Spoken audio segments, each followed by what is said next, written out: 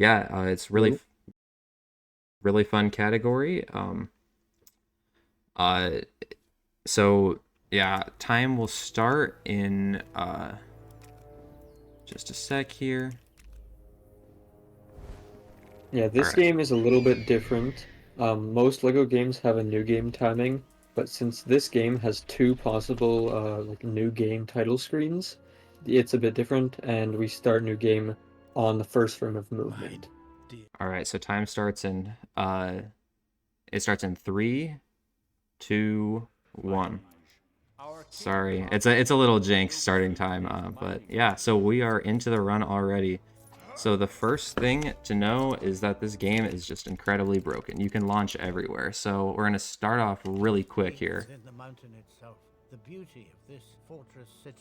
and just launch over this first room. So it's with a tech called VSync launching, and I actually accidentally missed it there.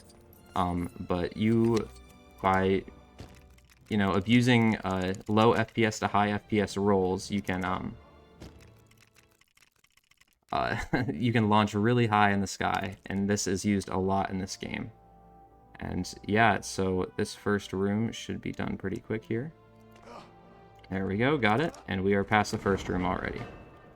And yeah, so this first level is sort of just a tutorial going over the game's mechanics and everything. And I guess now if you want to explain sort of the format of the run, Laser. Yeah, so the category Hamster is going to be running today is no levels early.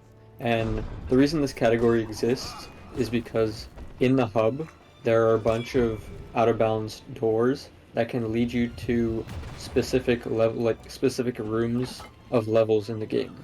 And there's two main categories that kind of abuse this. There's any percent and restricted any percent, and they both use a hub door to get to. I think it's level 12. There's, I think it's It's level 13. 14, Level 13, yeah. 13, and so it brings you halfway through movie two, and you can use that to make the any percent run a lot shorter. But today we're doing no levels early, so he has to play all of the levels in the intended order without skipping any of them. But Yes. yeah, right there, that was a skip called Gem Skip, and he used 1P2C by dive rolling with one player and then dropping them out. He avoided a camera pan trigger that actually shuts that door, and since you never activate the camera pan trigger, you can just walk through to the next room. And that's actually one of the biggest skips, probably in the entire run. Like, I think that one saves 2 minutes or so. Yeah, it saves, depending on what your backup is, it saves about a minute and 30 seconds to casual 1P2C, so it is a very massive time save. But yeah, so I guess you can also see in this room, there's a little bit of, I'm picking up these materials all throughout. So this game is actually unique in the fact that it has a material harvesting system.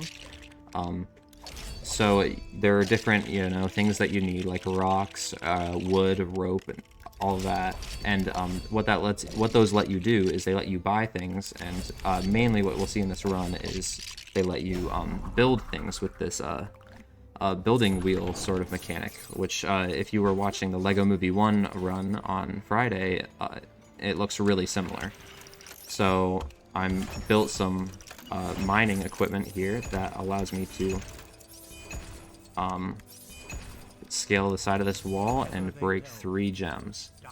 And so that kind of just completes that room. This level is pretty fast-paced, and there's a lot of different tech to sort of go over. If you want to explain this wall clip right here, Laser. Yes, so this skip coming up right now. Player 2 gains movement slightly earlier than player 1, as you might have just seen, and using that, he's able to jump over this barrier before the collision of it actually properly loads in, and he's just able to completely skip it. And since you skip the barrier, the rest of the room isn't like when you pull it down casually, it kind of slows down the rest of the room, and since you don't pull it down, you're able to just walk through all the way to the end of the room without doing anything else. And right there, that's another launch that he just did.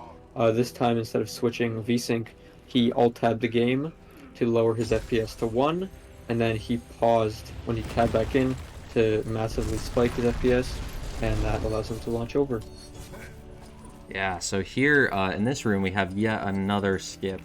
So this one is called Gold Jumps, and this was discovered a couple years ago. But basically, that gold usually is like sort of like a kind of like a kill plane, and it will like suck you into the ground, and then it'll shoot you back out on your last normal respawnable ground. But if you do frame perfect jumps on that gold, where you're not holding any directional inputs, then you can actually stay afloat on that gold, and it's even easier when you have the vertical buddy up position, which I guess is another thing to talk about, because that's the only time that you see it in this level, but you can actually buddy up with other characters in this game. Is another cool, unique mechanic, and we'll use that to break the run even more as well. But yeah, there's a lot to explain. This game is really fast-paced, and I kind of just sped through it there, but yeah, a lot of mechanics. It's a really fun first level, and already, just like that, we are 1/16 through the run. So yeah, one thing to notice is in these status screens, you can see a lot of different collectible things showing up, and eventually we'll be doing some strats to skip some of those status screen things. But for now, we are just going to be making the way through the hub, and I'm going to be using 1P2C yet again to collect resources with one person while I move to the trigger to activate the next level. Yeah, this is one of the cool parts about this category. In most of the other ones, you don't have to focus on like collecting materials as much, since you only play the first, or like in 90% you only play the first and the last level. But in No Levels Early, there's a lot of like places where you actually need a specific amount of materials in order to enter levels, which makes the routing in this category kind of interesting. Yeah, so here we're in the second level. It's called An Unexpected Party, and if you're not familiar with the story, basically a lot of dwarves are showing up to Bilbo's house, and he doesn't really know what's going on, so he's preparing dinner for them, but in the fun LEGO game sort of fashion, you get to build a dinner table and just do a bunch of silly little LEGO things. So again, we're going to see the building mechanic here, where you pick the correct LEGO pieces off the wheel, and build, yeah, this time it's a dinner table for the dwarves that are going to come in the next section. This level is relatively unbroken. It's very quick, casually, and there's not a lot of ways to skip it because it's all completely boxed in. But yeah, there will be a glitch coming up here in the end of this level, which we will point out in a sec. But now I'm just going to be using more 1P2C to grab these food items and complete this section. I don't know. I just put the cheese. Go on, move. It's riddled with mold. So yeah, so now we have a glitch. This was the very first glitch I ever discovered in LEGO speedrunning, actually. But so what it is usually in this section you need to hit a sequence of buttons to throw the plate from one person to the next. But if you drop in the character with the plate and then if you drop him out and then drop him back in again, it actually skips that sequence, and it saves about 20 seconds in what's normally just an auto-scroller, which is a really cool skip in my opinion. And it's kind of the first one that I found, so it's one of my favorites for sure. And yeah, this is actually what takes us to the end of the level, so this one's a lot shorter. This is the second shortest level in the run, most likely. Yeah, this skip doesn't look like it saves too much, but there's so many, like normally there would be so many quick time events. So like even though it only saves like 1 or 2 seconds each time you do it like 10 times. So it's gonna add up a lot. Yeah, each one saves just over 2 seconds, so it adds up to 20 or 25 seconds at the end, which is a massive time save for a 3-minute long level. And yeah, so again, we're through that level, and now we get to see some more really interesting glitches here. So we're going to start off with a launch here in the hub. And this is to take a better line to the next level trigger. It allows us to skip a barrier that's in our way, or that's usually in our way. And actually, just like that, we're on the other side of Hobbiton already. And I'm going to drop out player 2 so he warps to me. And I'm going to start making my way to the next level trigger with Gandalf, because he can roll, which is a little bit faster. And Bilbo, I warp into this room because it has a lot of resources that we're going to need. It has fish and carrots, which we're going to need in level 5, and a lot of wood. And rope, and maybe even some rock in here if we get lucky. And that is very important for the full first 2 movies. There we go. Alright, and we are in the 3rd level here, and this one goes really quick, so if you sort of want to explain what's going on in this first room. Yep, so this level has 2 rooms, and they're actually both get completely skipped. This room you have to finish by feeding an apple to one of the horses, and the apple's at like the very top of this kind of hill, and you can just do a launch to get there straight away. And then we talked about the buddy up system and how it's unique to this game, and you can tell that it's unique just because how broken it is, as you're going to see in this next room. He's going to buddy up with 2 players, and he has a rock in between, and that allows him, like, since the characters don't really know what to do, they kind of just shoot up in the air. It's kind of unfortunate because he wanted to land straight out of bounds, but it's fine because he can back it up. And then he's going to spin into the out of bounds trigger here to end the level. So, like, you can launch in the buddied up state not only by, like, activating the buddy up with an object in between, but it also kind of makes your hitbox kind of wonky. So if you're buddied up horizontally, you can just kind of spin in some specific collisions, and it'll launch you a lot of the time. But yeah, he hits the out of bounds door there to end the level.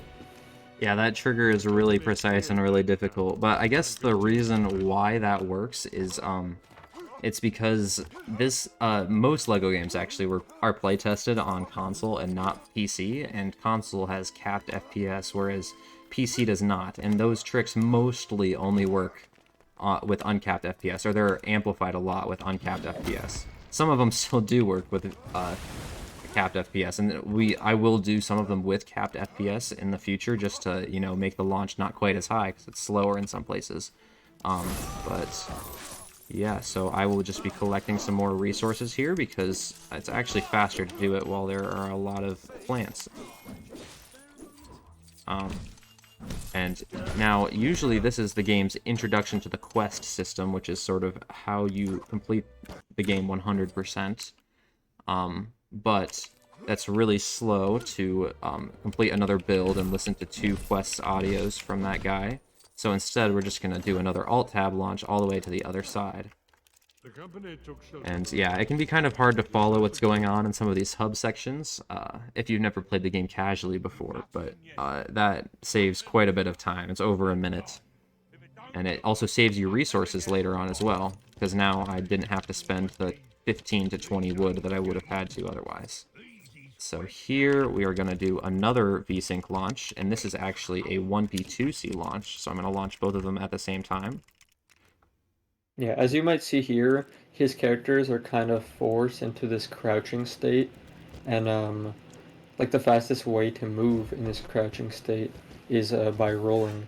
But you can still launch very similarly to like how you would roll up a slope, and he does it there with both players at the same time, just to only have to do it once. And that completely skips saving the first pony. And normally you can't get here until you save the first one. So what he's going to do is he's going to rescue the second pony, and since the game doesn't expect you to be here early, it'll just end the room.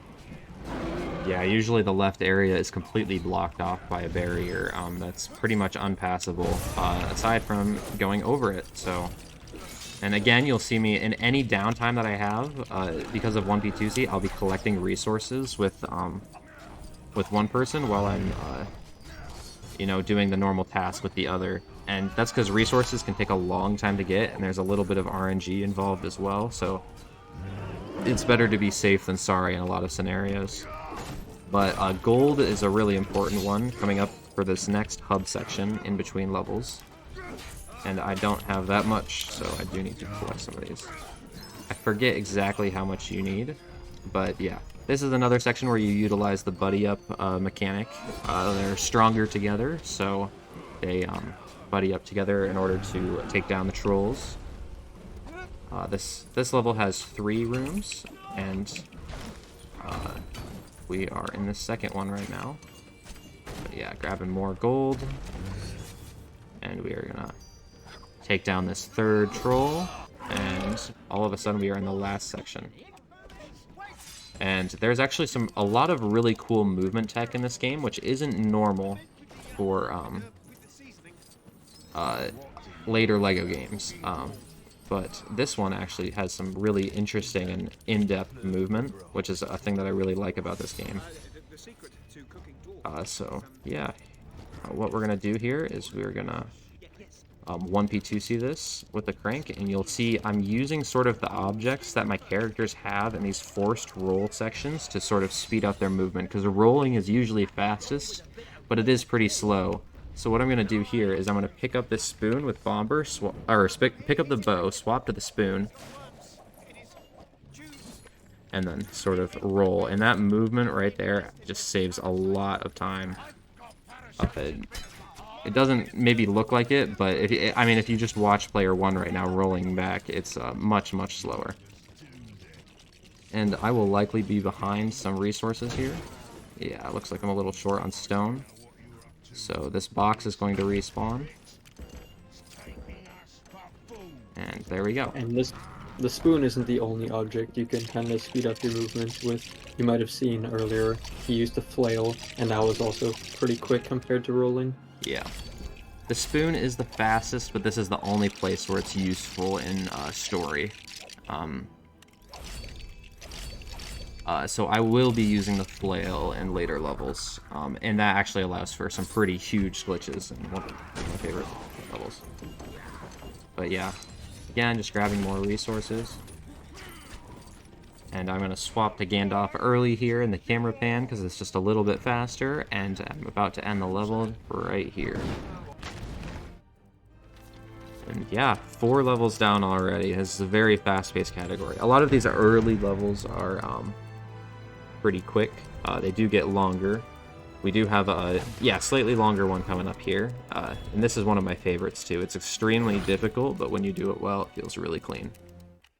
So this is sort of the culmination of all of the resource management. You have to build this massive key to get into the Troll's treasure hoard.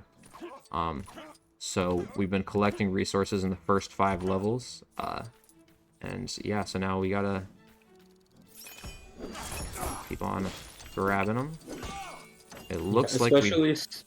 Especially since how slow it is to like collect materials in this area. If you don't get them beforehand, you're going to be sitting here for quite a while farming resources. So gold is what we are short on here. And unfortunately that can happen where they spawn under the door, so we just gotta wait for this to respawn. Grab more gold. Surprisingly, we had enough. And now all we need to do is put the wood in. I'm going to position player 2 next to another rock, because there's one more resource-intensive build that we have in this run. And it's actually in this level that I'm about to go into. And then after that, with the skips that this category has, we actually skip basically all of the resource management, which is really nice.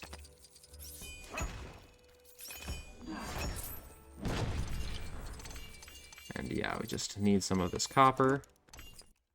And here we go. Yeah, so this level is pretty tricky 1P2C, so I'll sort of let Laser explain what's going on. Yep, so this first room, we're currently in the trolls kind of the level's called the Troll Horde, so we're kind of in their stash of treasures, and in order to complete this room we have to open 3 separate chests, and I think the chests give each character different weapons, if I'm not mistaken. Yeah, these are the weapons that they use throughout the rest of the story, and even in the later Lord of the Rings series. Ah.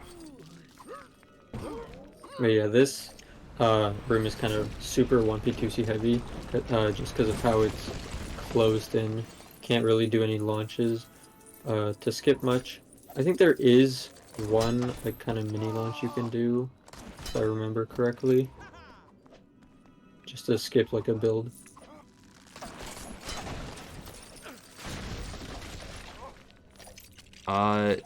Kind of. I'm doing a slightly different route than what's older, so that might be what you're thinking of. But what I'm going to do here, actually, is I'm going to overlap these 2 chest opening camera pans to skip the cutscenes. And yeah, there's a lot of little minute routing things. I didn't do that perfectly, but it was alright. And I skipped just opening like one of my characters to being able to move in that scenario.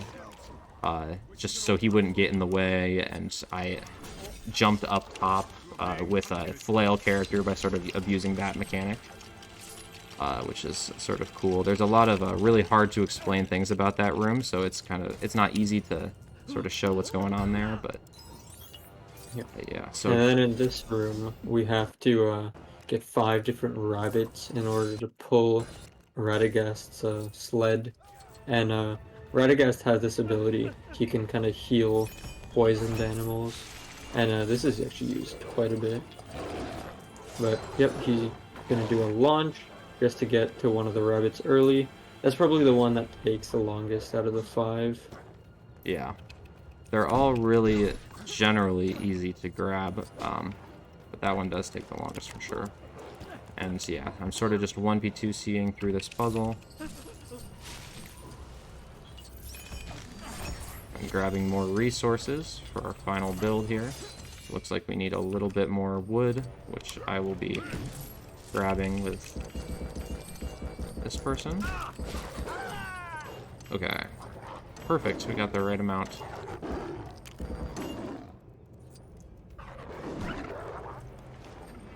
And yeah.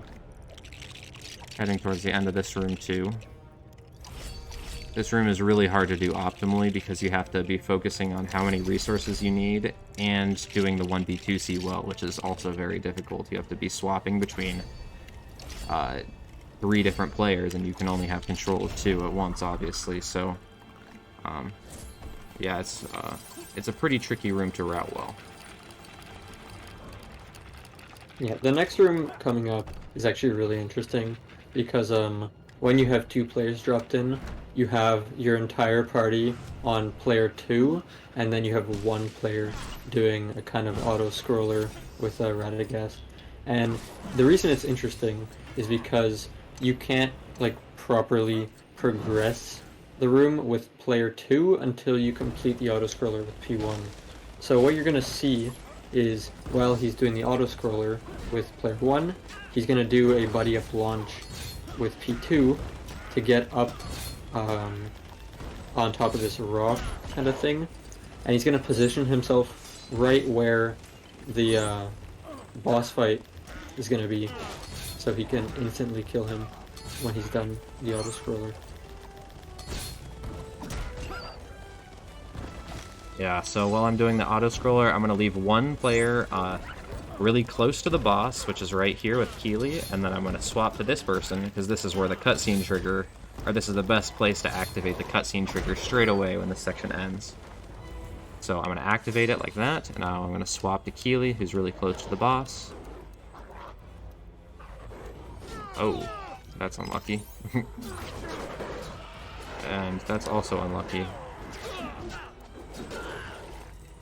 And yeah, we can just quick kill the boss like this out of bounds by jump slamming him. Usually you have to do some really annoying things with the bow and arrow there to kill that boss, but yeah, that room is kind of the only one that we can play like super unintended, which is kind of nice.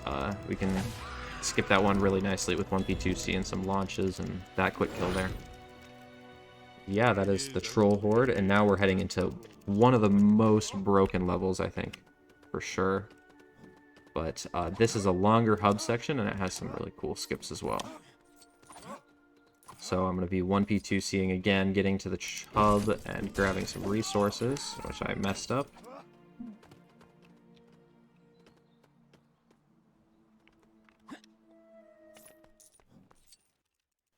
And yeah, as you can see, we're playing with the no-cut cheat code. This category is much, much longer. This category is much, much longer with cutscenes. I believe cutscenes add... Actually, I don't quite remember. I know there's a document in the Discord that says how much, but... yeah, it's... I believe the category optimally with cutscenes is like 2 hours and 30 minutes or something, so much, much longer. But yeah, again, we're just heading through the hub section here. Using Gandalf because his roll is a lot faster. Yeah, just heading through this section, and usually they want you to take a really long line to get up to this cliff where a cutscene is going to play, and they're going to decipher runes on the map. But that's kind of slow, so we're going to do a launch to get up there really fast, out of bounds instead. So how this launch is going to work is we're going to go above the waterfall cliff where it usually happens, and then we're going to fall into it from above, which is kind of precise, but we'll see. I got it first try. That's nice. Okay. Yeah, also, I don't know if this was mentioned before, but the buddy up mechanic only works with short characters. You can't use... you could have seen Gandalf was in a much better position to do it quickly, but you can't actually buddy up with Gandalf. Undeterred by the advice of the elves and the But yeah, this level coming up is really broken. I think this is probably one of my favorite levels, not just because of the speedrun, but like even the level itself is really visually impressive. But yeah, so I'm going to do a VSync launch right here to get over this rock, these rocks right there, and that actually skips a big puzzle and a camera pan. I guess what's important to say is usually this level requires you to swap back and forth between people doing puzzles on the top and the bottom to help both progress to the final trigger, but that is really slow. So by doing the top section only, you actually save like 4 or 5 minutes over playing the thing casually. So yeah, I'm doing some VSync launches to skip camera pans and just all of the barriers that get in the way, which is nice. And just like that, I'm through the first room, and usually that room takes about 5 minutes casually, which is just an insanely big time save over what would usually happen. And again, in this room, I'm already here, so we're going to be doing a big VSync launch from the start all the way to the end to land on the invisible arm that's deloaded from the start of the room, and then I load it in, and then I am gonna head up the arm. Now that it's loaded in, I hit the correct camera or cutscene, or I guess it's a camera pan, and then you start heading up the thing. And I actually turned VSync on because it's going to make the end of this level a little easier and faster, and it saves a little time in the hub section as well. So this room is another one where it's actually very, very long, and there's a lot of platforming that you have to do. But with the VSync launch, you can skip all the way to the end. And this room is really annoying because it'll randomly stop you and shake your characters around like you saw there. But yeah, with the VSync launch, you can actually, in correct positioning, you can skip a lot of those triggers. So just like that, we are at the last part of the second room. And yeah, all we have to do is do these 2 QuickTime events to save them from falling off the cliff, and we're done with that level as well. So the actual level portion of that split is like around the same length as the hub portion, which is kind of funny. And yeah, so now we head into the longest level of the no levels early run, which I think this is one of my favorite levels. Just there's so many things in it that you have to pay attention to. A lot of cool optimizations. Right, so yeah, we're just going to be doing some 1P2C jumps up this hill.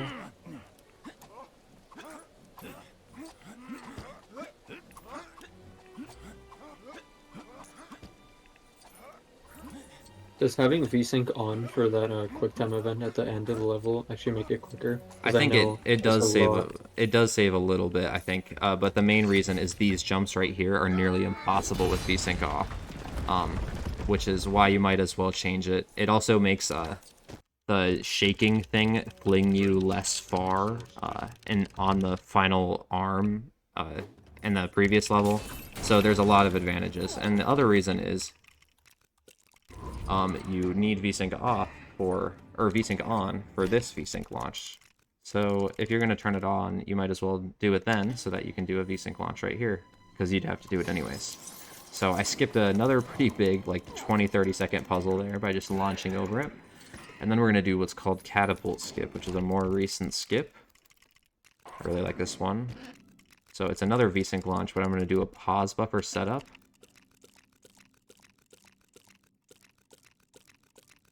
The positioning for this one is pretty precise, but with pauses you can get your position down pretty nicely. And I'm on top of the door, and I can just hit the trigger to the next room.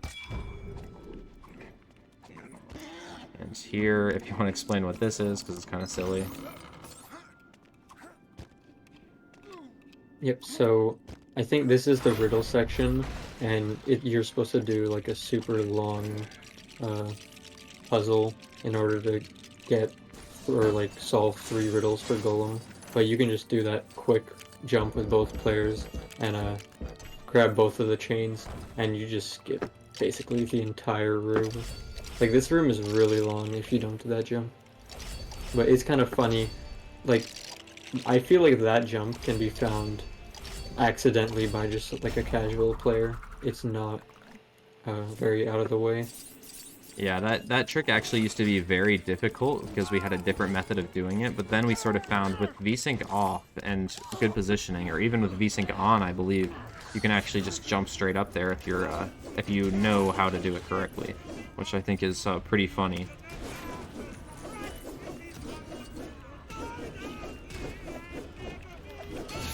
Alright, Yep, so next section right here. In this section, you're going to see he's buddied up with player 1 just because it allows him to kill the enemies a bit quicker since he does more damage. But yeah, this boss fight kind of thing is pretty long. Isn't there technically an out-of-bounds door that you can hit that would skip this entire section? There is an out-of-bounds door, and it has a setup, but I've never been able to get it work, which means either the setup wasn't great or I was doing it wrong, so I'm not sure what the issue was. Yeah, that out-of-bounds door would save like a lot of time. Yeah, it saves like a minute 30, I think, which is quite a lot.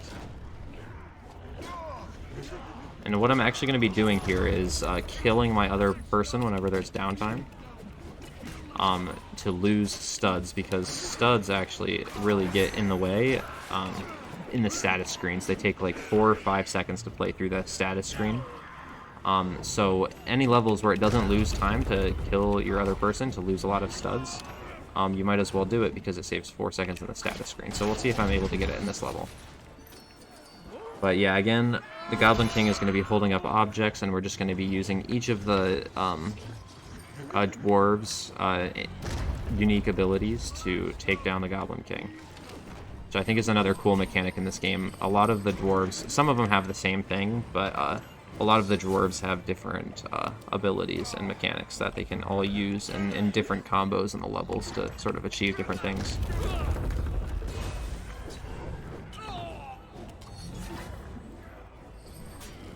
So yeah, the main ones that we'll use are the bow that you can see with Keely and the flail that I have with Dory. But like Thorin, for example, his isn't particularly useful, but he has his Oaken Shield, which is where he gets his name. And I just found out that I soft-locked. So that's really unfortunate. I think that happened last time I ran this game as well. But what can happen there is Gandalf, if you're not careful, can disappear from your party. But that means we have to play this section again.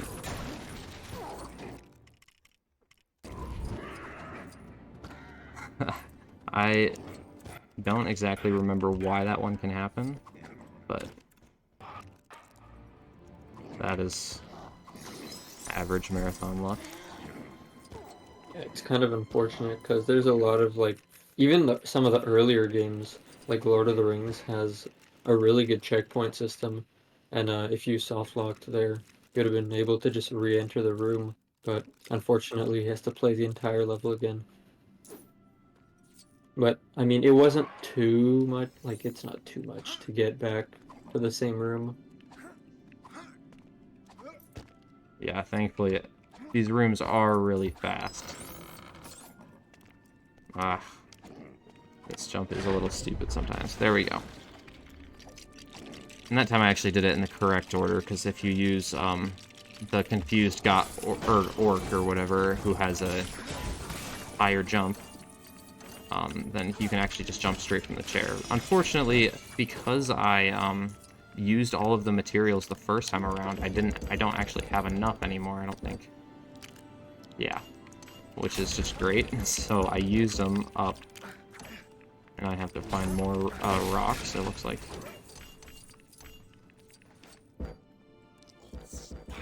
So That's that's actually unfortunate. surprising. I didn't realize that if you exit without saving, it still counts the materials as used.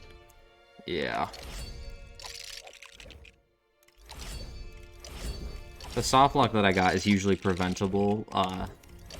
It's usually preventable, but I haven't ran this category in so long that I kind of forgot that that was a thing that can happen. So I wasn't paying attention enough to prevent it. If you all have a second, we have a donation from One Deer for $20 saying, "Keeping my word, be on top." Thanks for all the ride. Alright, yeah, so back in this section again. Hopefully I can do it a little bit more clearly cleanly this time.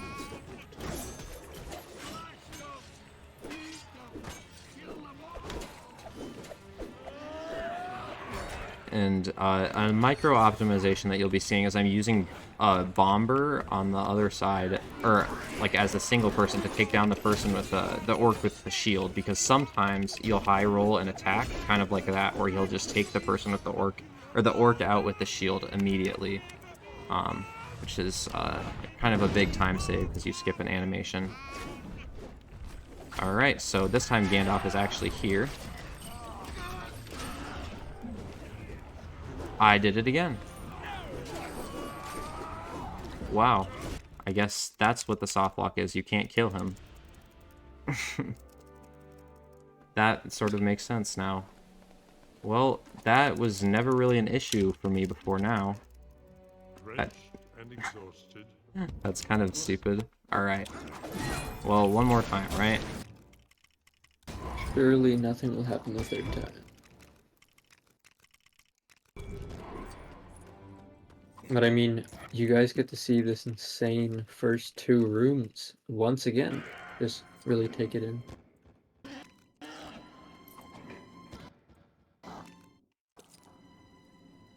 Yeah, this level is really making sure it stays the longest one.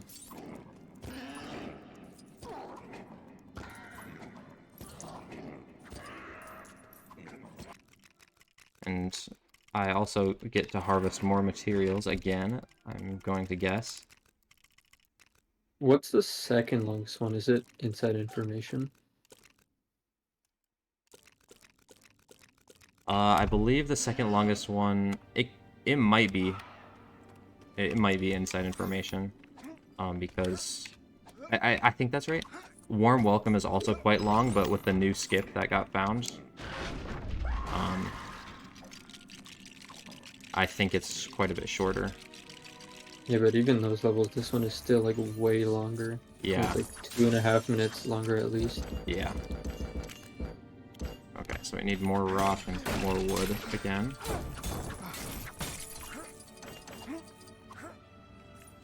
And we need a lot more rock.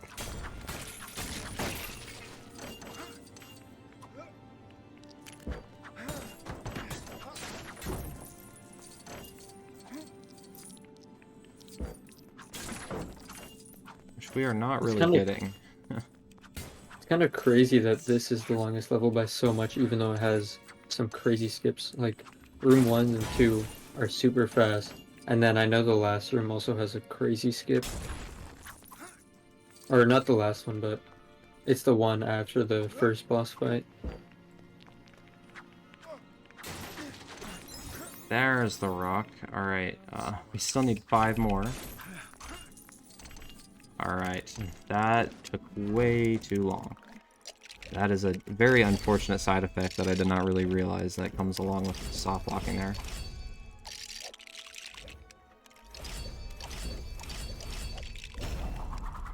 But yeah, you can see just how much getting all the materials beforehand during downtime saves.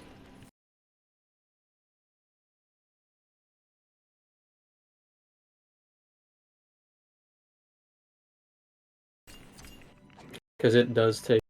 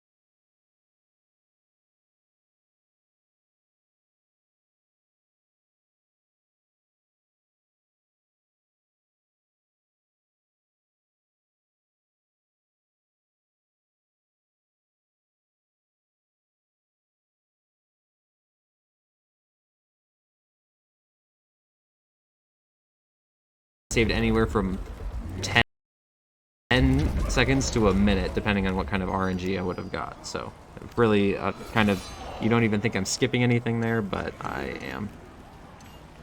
Another small thing that usually happens in this boss fight is he's going to try and just throw himself off to lose studs, but since he has so many, he's not going to. This is a level that you can normally get 0 studs on, and that would save like 4 to 5 seconds, but it is not viable because for some reason he has 60k studs.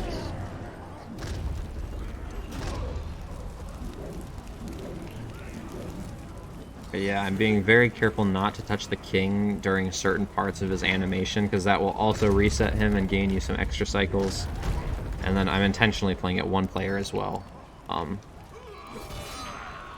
Yeah, just to mitigate a lot of time loss. And then I'm going to turn VSync on here. One reason is to prevent crashes, and the other is just because it's faster.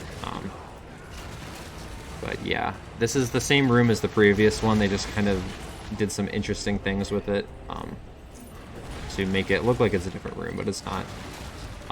The same mini kit is actually still up on the top left side there. And yeah, we just are plummeting towards the ground. This is an auto-scroller where usually you lose the rest of whatever studs you have, but yeah, very, very long level. It kind of did not go very well, but that's fine because we're out of it now. And we are into the last level of the first movie. So this game is actually based off of the first 2 Hobbit movies. The third one is not a part of this game. And yeah, we're heading towards the 8th level right here. And that will be around the halfway mark. I think it's actually over the halfway mark, depending on how well I can play. Yeah, TT originally promised that they would add the 3rd movie as a DLC for the game, but it didn't do well, so they decided not to put in all the effort to do that, which kind of sucks because this is a really fun game, and I think it would be like even better if we had the 3rd movie, but unfortunately we never got the promised DLC. Yeah, there were a lot of reasons that went into the DLC, and it's debated as to like whether it actually was even going to happen in the first place, but it did not. So here, this room, if you've ever played it, is another very long room, but we're going to be doing this is the second out of bounds trigger of the run. So what I'm going to be doing. Another thing is we talked about how broken Buddy Up was, like the Buddy Up mechanic was, but we haven't actually seen this yet. What you can do is if you're buddied up, you can actually click your attack button, and you'll do this kind of swinging attack. And if you're not holding any inputs during the attack, you will just hover, like with both characters, and you can use this to gain infinite distance. So what he's going to do is he's going to go all the way out, and then come back in to hit the trigger. You actually hit that really quickly. Yeah, so there is a setup. So usually the trigger has to be hit in a certain way, going from back to front, or from the back side of the camera to the front of the camera. But because of the nature of the buddy up spinning, like it spins you around in a circle. It's not just an animation. It's actually what happens to your hitbox, which you can kind of abuse. You can, even though you're going the wrong direction, your character spin around into the trigger if you do a correct setup to sort of manipulate it into doing that, which is really, really nice. Saves a lot of time, and it makes hitting the trigger really consistent and easy. And that trigger saves, I believe it's like 1:30 to doing that room perfectly, which is extremely difficult with 1P2C launching. It probably saves 2 or 3 minutes to what you'd usually get if you aren't super in practice. So, and here you can see, this is going to be a level where I actually do get 0 studs. I tried to do it in Azog, the 3rd level, and that did not work out. And I tried to do it in Goblin Town, and that also did not work out. But here I will actually get it. This is a pretty scripted section. Just going to be taking deaths in the downtime. And now that he jumps down from this ledge, we can do more quick time events with him.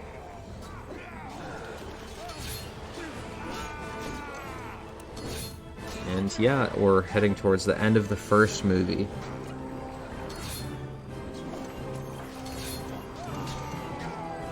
These levels are much, much different to the levels in the second movie for some reason. And that's because there's sort of a shift from this level to the,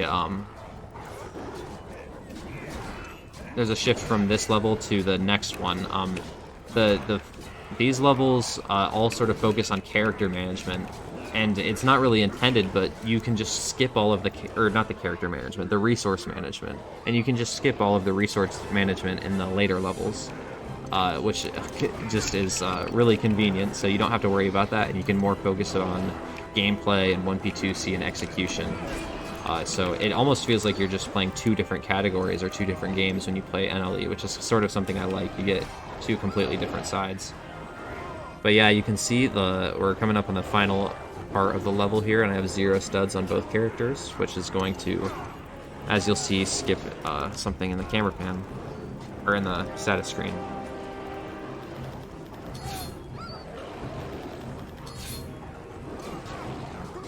And yeah, Bilbo is going to slap the warg, and that is the end of this level.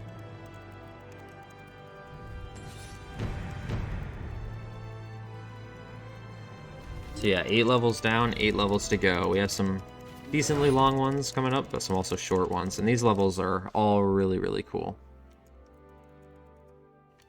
But yeah, there's the mid-tro that shows off sort of the start of the start of the second movie, I mean. And now we head to our next level. And again, I'm just going to be using Gandalf because his role is one of the faster ways to move, like one of the faster intended ways to move, that is. Continuing their journey. At least for now. Still feeling Yeah, so, and you'll see, like, in that downtime, I wasn't harvesting resources anymore, because there's just no builds that you do. None of those scripted builds. But now we have a bit of an auto-scroller here, until we get into another pretty 1P2C heavy level. So, yeah, this is a pretty cool level. It's another pretty short one, and there is an out-of-bounds trigger that you could technically hit, but it's... Or actually, there isn't a good way to hit it, really, so it's not something that you can do in speedruns in this category. But... yeah, this auto-scroller is kind of long. This is over half of the level, and there isn't a good way to skip it.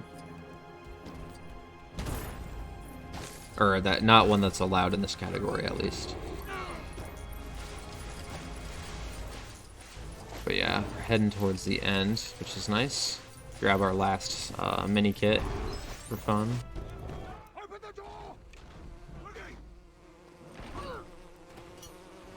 And yeah, so here I guess the story for this part is we're running from Beorn. So, and he lives on this, he's sort of, he's a bear, and he lives in the wilderness all by himself, and he's like one with animals and stuff, so. Yeah, we're going through his house. Well, he's still a bear. He's really mad at us. So... yeah, we're just going to be making our way through here.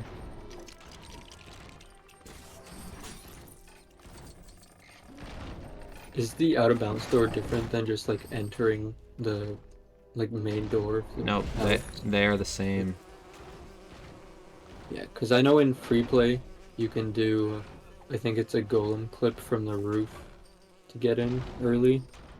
Yeah, you can do a golem clip, which I find really hard. The other thing you can do is you can do a launch to land behind the gate that the characters are blocking. Oh, wow, this is... I don't know why I'm not getting this. There we go. You can hover, and then you can hover around behind and use the miniature characters extra to hit the door, because it's kind of tight, but... yeah, alright, so here we are. We have to do this last puzzle. And yeah, just getting player one over here by this. I didn't do this super optimally. There's a different strat you can do with a launch, but it's kind of just harder, so...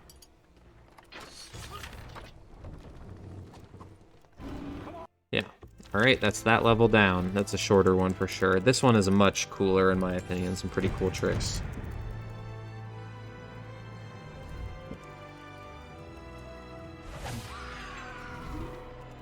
A lot of these levels are going to have a bit more launching because they're less closed in for some reason. It's just the general pattern. But yeah, so I guess another thing is because that level, you know, Beorn is like the animal guy and he can turn into a bear. He's like one with animals, so he gives horses. And what that allows us to do is that we actually unlock being able to use mounts for the rest of the run. So in the hub sections, we'll be using the horses to move from one part to another more quickly. So this is another part where we're just going to be launching over the entire first room. This is a pretty long one, but it's not a problem for us.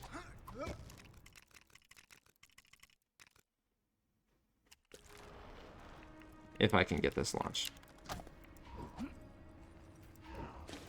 Alright. And dying in this water takes a really long time, which is kind of unfortunate. But this launch is tricky just because the slope here is a little weird. But this should work, I think. Yeah, there we go. Went too high, actually.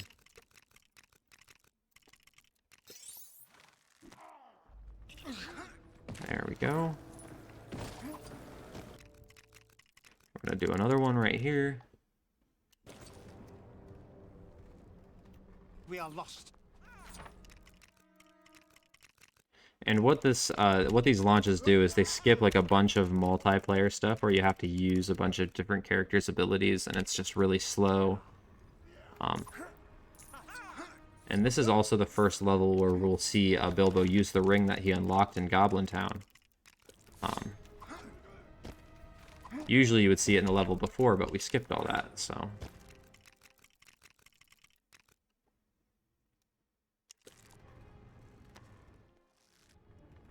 Alright, nice, that made it. Perfect. And yeah, now we head into the second room. So yeah, here we're gonna see another, it's not quite a forced roll section, but a lot of Bilbo is forced to be in using the ring, which like it really hinders his movement to stay hidden from the spiders, and then you have Dory helping along the way. But we are gonna sequence break this. You can actually fully sequence break this room, and it's like 2 or 3 seconds faster, but it's not really something worth going for in a speed run. It takes a lot of practice to be able to save time with, so it's kind of a strat you can do in runs, but it's mostly just for ILs.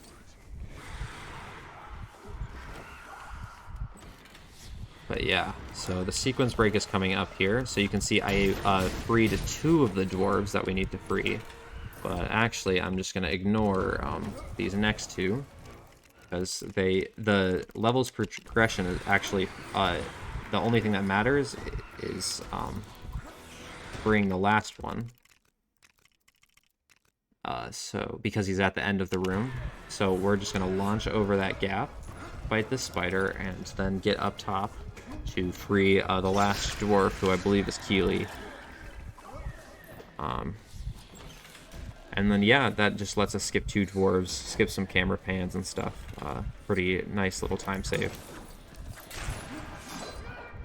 Now we have our last room right here of this level. This is kind of a reoccurring thing where you only have to free the last, or like complete the last objective in order to finish a room. And that's just like something that devs completely overlooked. Like you saw it in with the pony skip on this level as well. And I know it also occurs in a bunch of other LEGO games. Yeah. One thing that I do like about this game is that there are quite a few sections that are like that, where you can bypass it by doing just the last thing, but there are also a couple levels, like the first room of Troll Horde, and for a level that's coming up, you can... like it's like a free roam section, so you can do them all in any order. So obviously that doesn't apply, but I do like the free roam aspect where you can sort of come up with your own route for the room, and it's not super heavily scripted, which I think is sort of a thing that doesn't happen in a lot of these newer LEGO games. They're very heavily scripted. If you ever watched if you watch the All Pants run, because this game came out the same year as the Lego Movie. That game is much more heavily scripted than this one. There's a lot of more freedom that you have.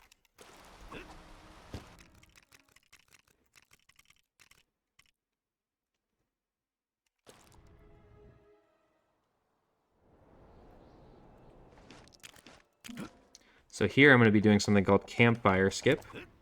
You can launch over that gap and use a horse. You can actually use a horse to sort of give yourself a pause fly midair to reset your momentum, and that can allow you to make it across the gap. And here I'm going to be doing some tricky jumps to sort of skip this gap.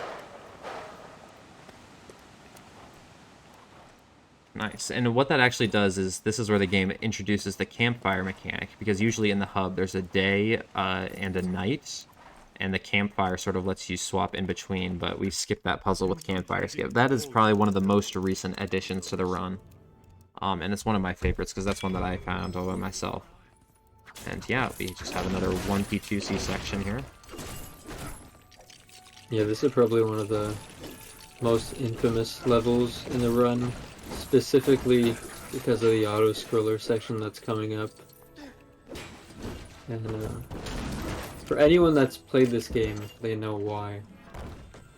And I don't want to commentate or curse anything, but it is not a fun section a lot of the time. Yeah.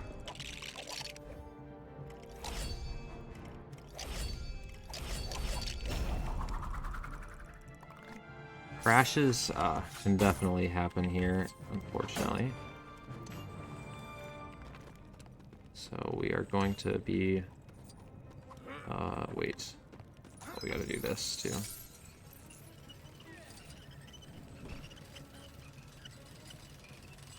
I am not doing this 1P2C route quite correctly. A little rusty on this category.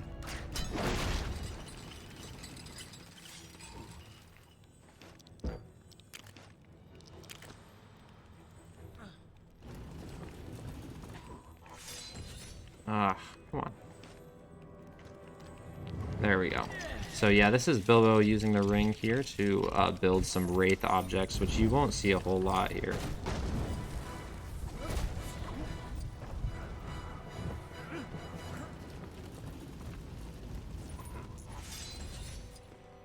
And now we have this final barrel.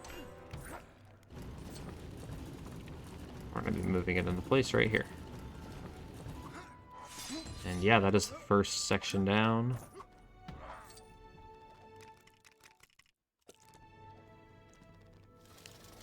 And now we head to the next one. This level also has a pretty massive sequence break. Pretty cool. And here we're actually going to be using the save statue. You don't usually see this, but it actually is in our way to perform a buddy-up launch. And that launch allows us to skip to the end. Usually you have to kill a bunch of orcs, do a massive boss fight. But we don't really want to do that. And then this is another section with a micro thing. It looks like it's just your basic auto-scroller. But if you take a good line with the barrels, you can actually get, like, better than usual cycles. So I'm always going to be taking the inside line here with all of the dwarves in order to get to the next orc faster so you can get the best possible cycles. Which, yeah, that's the main thing that I like about this game. It's sort of like the older games where there's a lot of just small stuff that you have to focus on, whereas later games are very scripted. They're heavily scripted, and with these, I got the early cycle right there with that random orc jumps onto the barrel. But yeah, they're very heavily scripted, and this one is a newer game that doesn't have that same sort of aspect to it, which I really think makes this game a lot of fun to play. And it seems like I missed that cycle, or I missed the best possible cycle, but that's not the end of the world. Because hopefully I get this one right here again. Nice.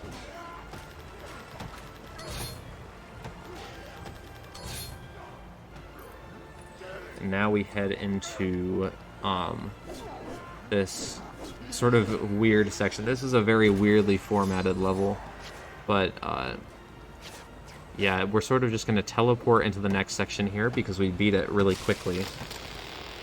And we get control of Barrel Bomber, which is sort of funny. He's still stuck in the barrel, so we're just going to make our way to the end of this room over here with him and jump slam this. Oh, there we go. Jump slam this final platform. And now we are in the last room of this level, and this one is very easy as well. There's not a whole lot to it. It is mainly just mashing the X button to kill as many orcs as possible. And you want to... I think I missed one on accident, but yeah, the goal is just to kill the first 20 orcs that you see, which is pretty easy. You just move your characters to the front barrels and mash X. I think you were intended to, like, you know, pick them out and target them, so it's like a sniper section, but it really just did not end up like that at all.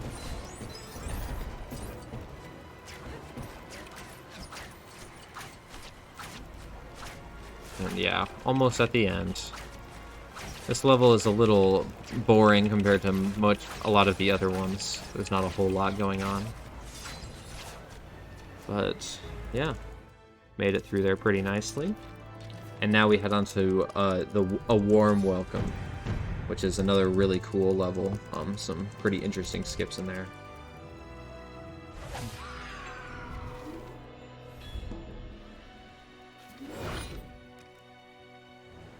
Yeah, I think ideally in that level, you hit 2 different out-of-bounds doors, which is not something that happens very often. Yeah. Alright, so here I'm going to be doing some more boat 1P2C, or not some more, but this is some boat 1P2C. So I'm going to activate this camera pan here with the fishing boat since it's faster. And then I'm going to start heading over to the fishing spot. And then with player 2, I'm going to be heading towards the gate where the next level is activated. And that is going to let me enter it really early. So that 1P2C actually just saves like 25 seconds here, which is pretty nice time save. But yeah, a little bit of a silly hub section right here. I'm not sure they knew what to do. They just basically have you in ships, and you just shove fish into these things that kind of look like barrels, but not really because of the graphics settings that I have. So it looks like you're just flinging fish everywhere. Yeah, VSync off, making them launch everywhere definitely doesn't help its case either. Yeah. Alright, so there is a skip here that I'm going to try to hit. And I did, nice. So that's sort of a funny little thing that you can do, and it saves like 5 or 6 seconds.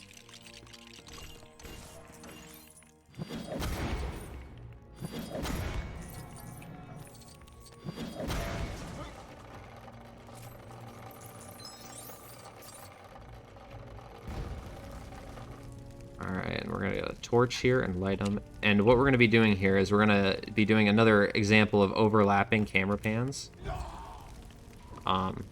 To try to just skip them, because as you can see, this is a pretty long camera pan there. So if you can watch half of them, it saves a lot of time.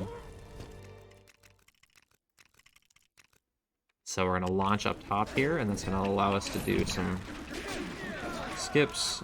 And now I'm going to be jumping up. And then there's another thing that we can do here. We can actually skip lowering that by just jumping on that rope. And then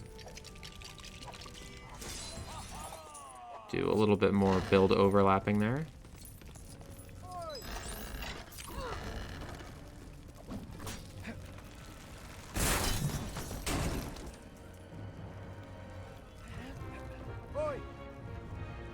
And this is another section where there's usually a build that you can do, but because we did a launch,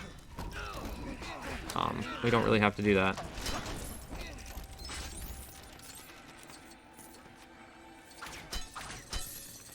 And yeah, here we are just going to overlap these, and then we just have one more weapon to gather in the middle.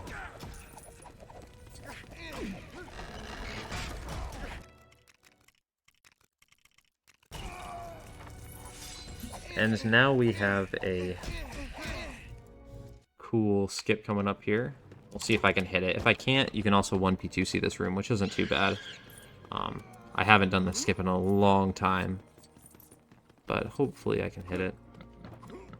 Yeah, you saw him switch to VSync on, and I think this is probably the only instance in the run where he's doing a buddy up launch specifically on 60 Hertz, and that's because it gives you a basically perfect height to hit this trigger if you just go in a straight line towards it.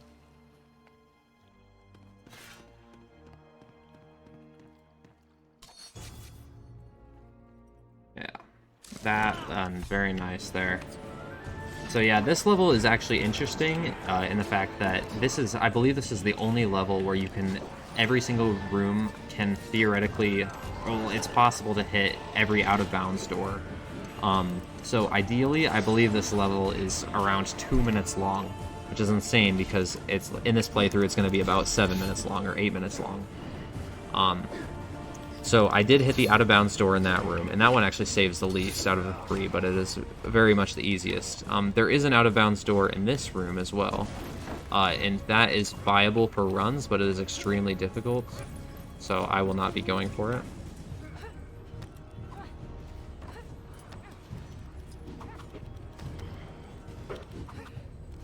And yeah, we're going to be making our way through here. Another little tiny skip. We have arrows skip. Do a well-spaced jump there, and you can skip shooting an arrow into that hole.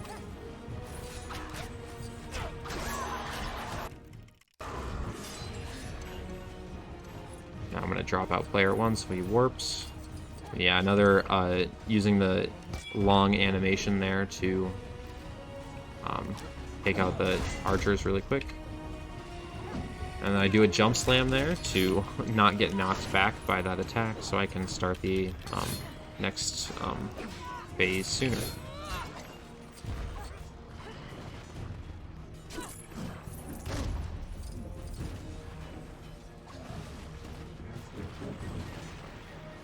And yeah, so there is a trigger, yeah, to end the section, and it's right above this like final place where Bolg is heading to. And you can do it with a launch, but it is extremely precise. I think it's around a 2-frame window to hit if you hit the correct spacing. So it is pretty ridiculously precise, and it's punishing to miss as well. So it's not really a great trick to show off in a marathon, unfortunately, where estimates and time is important. But it doesn't save a whole ton of time, so it's not extremely important.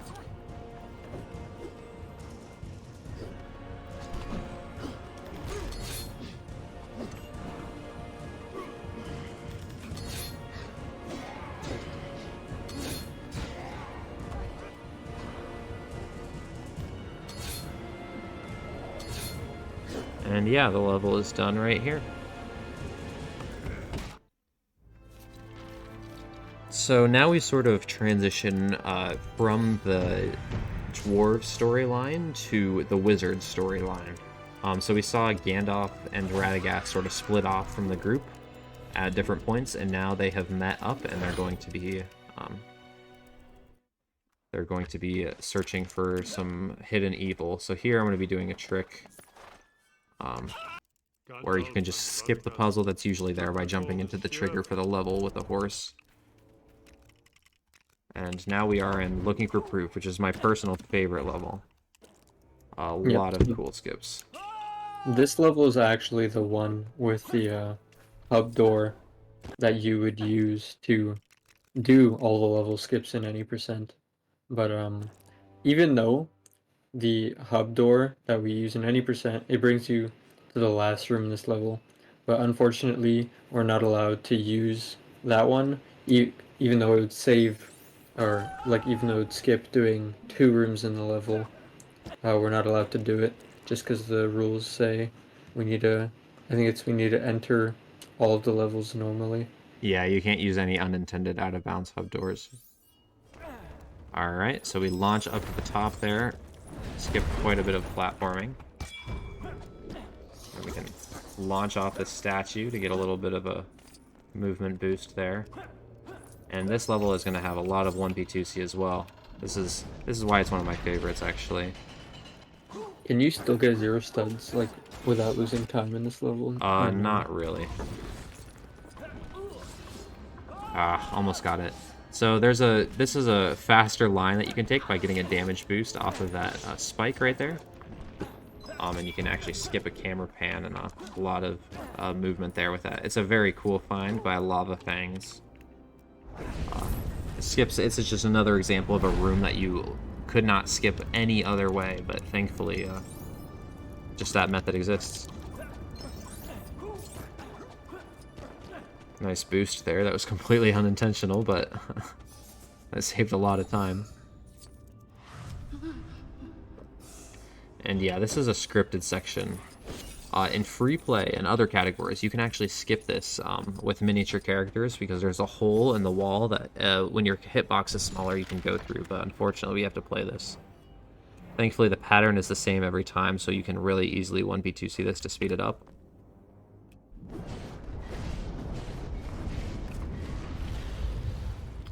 And yeah, you just have to align these pictures on the door, and we are making our way towards the end.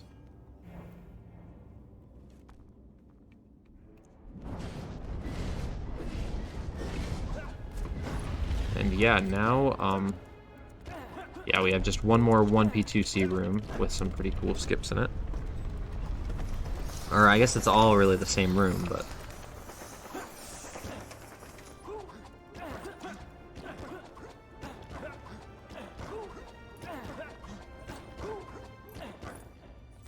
And this room is actually completely blocked in, which is kind of surprising because it looks like it has a roof and you could just launch over this door, but no, it's actually invisible walls everywhere. But yeah, we have to activate three things, but you can do it really quickly. You can skip a ladder here by doing a pause roll. Sometimes you don't even have to pause, but yeah, we can just get up there really quick, skip building a ladder, and we can overlap some camera pans there as well. And yeah, that room is really quick. And now this is actually the most, probably one of the oldest and most iconic skips in the entire game right here.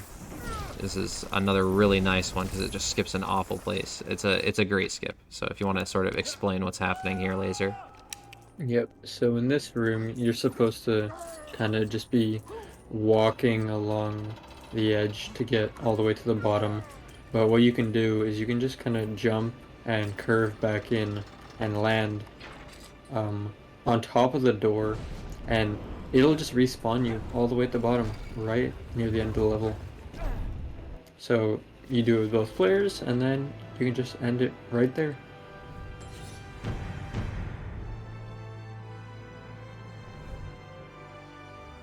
That one's pretty great just because of how annoying the room is normally. It's just... it takes a lot of time for no reason, really. Confirmed. Right, and now you can really see the advantage of the horse. Like, I will try to make my way over to the trigger with player 2, and with player 1, you can see that the horse is probably twice as fast. So, yeah, very, very nice time save that comes with using the mounts. Yep, and it also lets you take better lines most of the time, because you can jump a little bit further. As you saw him cut the corner there, you couldn't do that as fast with Gandalf, probably. Actually, let's do it right here. So this is a skip called Double Fog Skip, another pretty recent addition to the run. But yeah, you can launch over this gap to skip the first fog, and then I'm going to do a jump on some weird collision here. It's a vine to fix my camera, and that will allow me to do the second fog skip.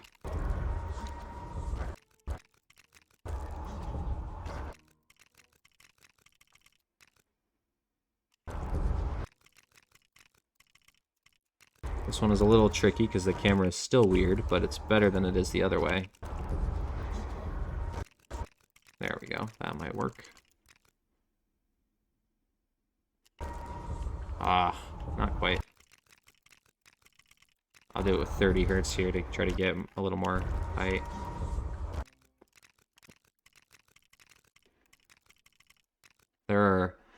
This room used to be a really long one that was really scripted, but with the community all working together, we found so many ways to skip this so many ways to skip that room. It's kind of funny that we have that many now.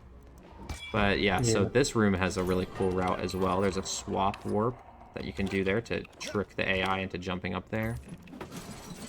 And then I do a jump off of a flower as well to get up to those stairs early. So 2 nice little skips in there, and you do them while 1p2cing, which makes it a little more challenging, but pretty fun as well. And now we have an Azog boss fight. And this is a level that we will be getting 0 studs in as well. Yeah, unfortunately the rest of the level is super scripted. You have this kind of boss fight, like scripted boss fight, into an auto-scroller, into another scripted boss fight, which kind of sucks, but after that it definitely picks up with the next 2 levels.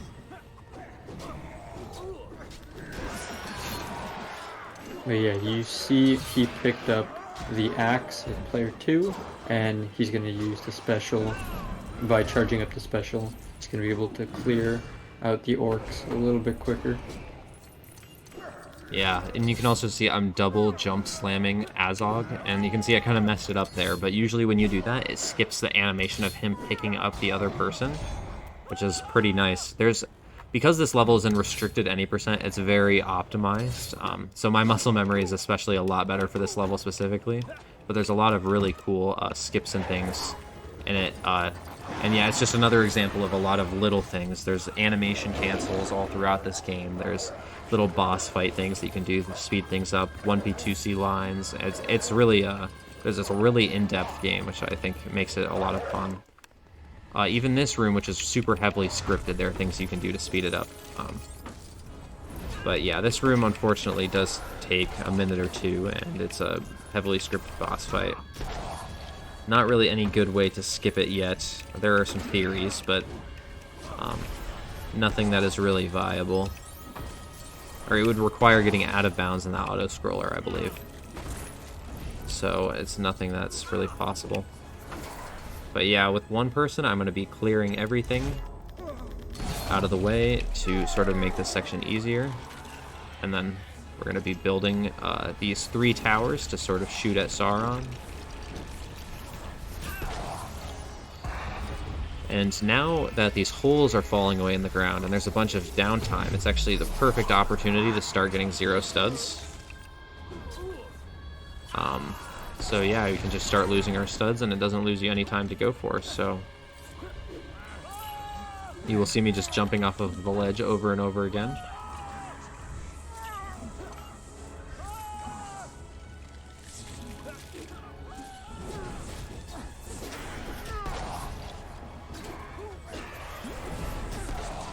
Yeah, I'm going to bring the shield back up with Gandalf.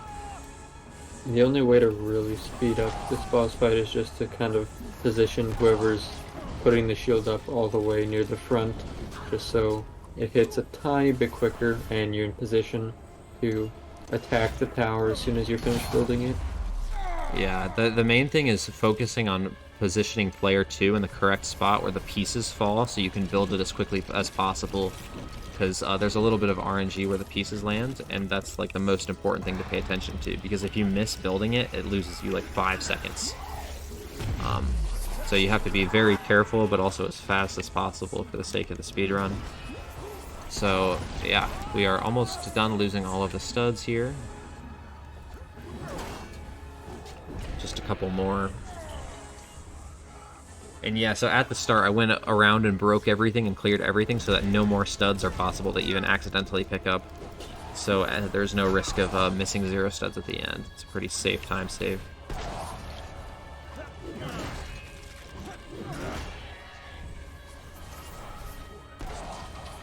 And yeah, I'm gonna open up the shield one last time.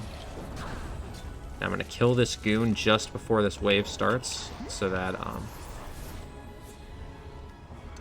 so he doesn't come up and bother me later. Yeah, the enemies can definitely be annoying, especially when you're trying to target the tower. They can get in the way and lose you a couple seconds. Yeah, so that was an example of me not being in a good spot, positioning-wise, for building the tower, and you can see it pulled out my shield instead, which just loses like 5 seconds because the animation is so long. But yeah, I collect some studs at the end, but because I was already at 0 and 0, I just walk off the edge just before the cutscene, and you get 0 studs. Yeah, as long as you're not walking on the edge in the middle where you can pick up even more studs, you should get it pretty much every time. Alright. Oh. Yeah, I still got the animation there for some reason, and I'm not really sure why. That does I feel happen like occasionally, but I'm that's not something sure. that's happened to me in looking for proof a lot. That happens very rarely, and I'm not actually sure what causes it, but I mean, if it doesn't lose any time to go for, you know, it's not the end of the world. But yeah, we do a launch there, and because the line that you usually are forced to take by the game to get to this section is awful. You have to go all the way through the city and all the way around, but we're not going to do that. We just launch straight to the trigger and use the horses to move a little faster. And then make sure not to look away, because this is probably one of the quickest levels in the game. Hamster's just going to do a quick buddy up launch. Unfortunately, he had his player walk down, but yep, with that buddy up launch, he can go all the way straight to the end of the room, landing out of bounds, and then he's just gonna walk to the transition, and then the next room after that, he's gonna do another buddy up. This time, he's gonna make sure that it's a horizontal buddy up. Oh, actually, I lied. Yeah, There's a I'm gonna V-sync do off that straight instead. But yeah, he just goes into the corner here and attacks, and with V-sync off, it's just gonna boost him up a little bit. And then he made sure to swap player 1, since player 1 had 10 studs, before activating this, I don't actually know what it's called. Yeah, I don't even know what that is, but Burning the tree. yeah. So he can take a death and get 0 studs. But yeah, that's the end of the level. Yeah, that is definitely that's not actually what the shortest level in the game is, but it's definitely the fastest to do really quickly in the no levels early speedrun. And just like that, we are actually already in the final level. It feels like it's gone by so fast. Just because 16 levels in an hour and 25, or I don't know how far we are in right now, but it's just so fast for this many. Like usually in a game like created this late, it's the levels take forever, but these levels are all really short, thankfully. The longest one is like 10 minutes, or under 10 minutes even. So here we are in another forced roll section. And I took a death. Okay. But this has some of my favorite movement tech in all of LEGO speedrunning.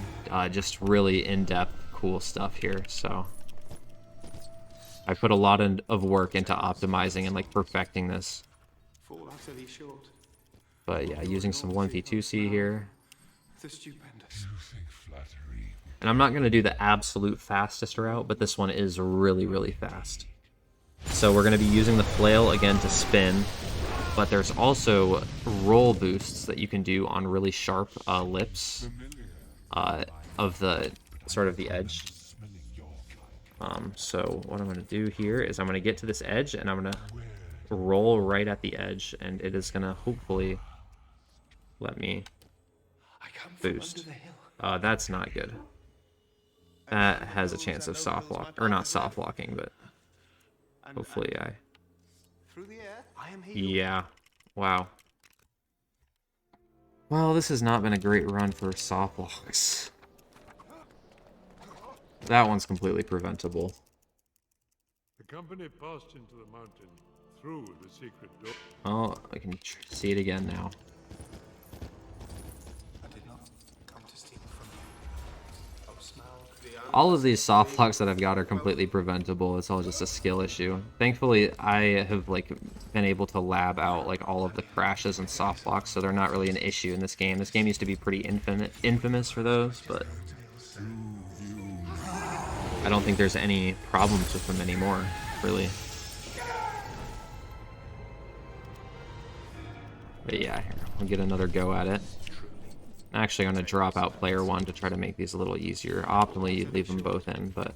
Of your enormity, O Smaug, the stupendous. That was interesting. I got boosted off the flame backwards there. You gain a lot of speed with VSync off in some of these launches. No, indeed.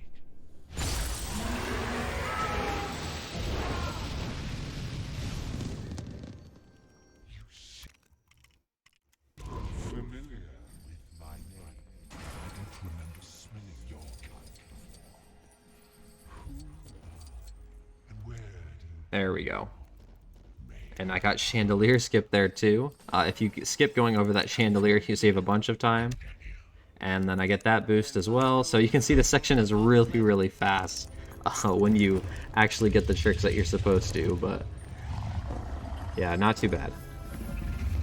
And now we're in a cutscene here, and you might be thinking, this is no cut, right? Like, why are you watching a cutscene? And it's because this isn't actually like a normal cutscene. This is like an in-game movie file, so the no cut code doesn't apply to it. So we just have to watch like a minute-long cutscene. But it's not that bad.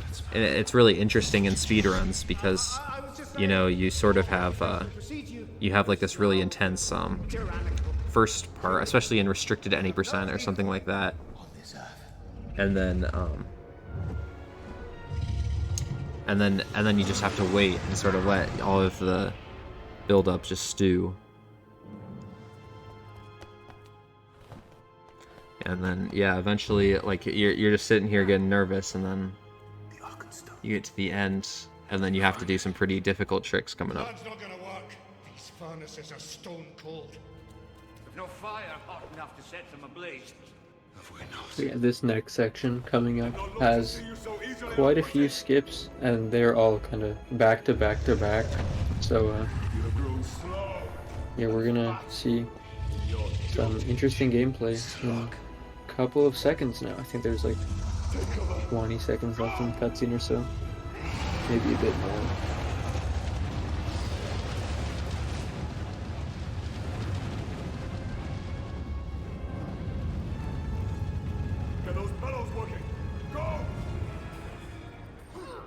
Alright, yeah, so there's a funny launch here. We're going to do one more time with buddy ups. So we're going to get the horizontal buddy up and just run into this collision, and eventually it will launch us over this invisible wall. And this invisible wall actually allows us to, again, a 100% sequence break this entire room. So everything here is connected. Thankfully, the developers in this game are really nice in leaving a bunch of out-of-bounds collision that they could have just, you know, not put any floors there, but where it looks like there's a floor, there's usually a floor in this game, which again allows for some really cool skips. So yeah, we did 2 launches there, walking out of bounds, and we activate this next section. And now just a little bit of 1P2C and 2 launches left, so there's about 1 minute of gameplay, I would say, for the timer stopping. So yeah, these targets are always the same pattern.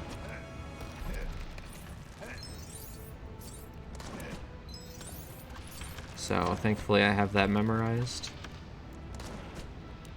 And we're going to be using Ballin's chemistry expertise to build some flash, I think they're flashbangs or something like that.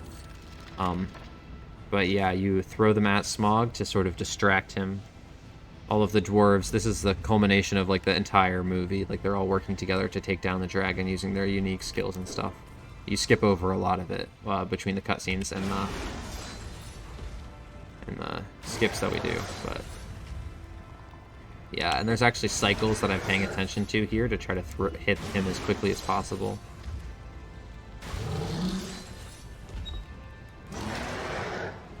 Yep, we're entering the last room, and we're just gonna need a horizontal buddy up here. We're gonna do one final launch to get to the end of the room. Yeah, it'll be just like around 10 seconds from now, I think. Yeah, like 5 seconds. And time. GG. Alright, yeah, so that did not go super duper well. Definitely some unfortunate soft locks and things that happened. But overall, it's a really fun run. If you're looking for, if you like the 2.0 experience, but you want a good speedrun, this is definitely what I would say is like the best out of the 2.0 games for speedrunning. Lots of cool tech and stuff, tons of different interesting categories. Doesn't matter if you have a good PC or not. Yeah, this is definitely my favorite game. So shoutouts to everyone who has run this game, and shoutouts to the people putting on LEGOthon, because it's a great event for a great cause and everything. So yeah, I don't really have anything else to say unless you do, Laser. Nope, I think you covered it. Alright, yeah, so we have Parker doing TCS All Challenges, which is a great run, so definitely stick around for that. But yeah, that should be it. Thank you, everyone.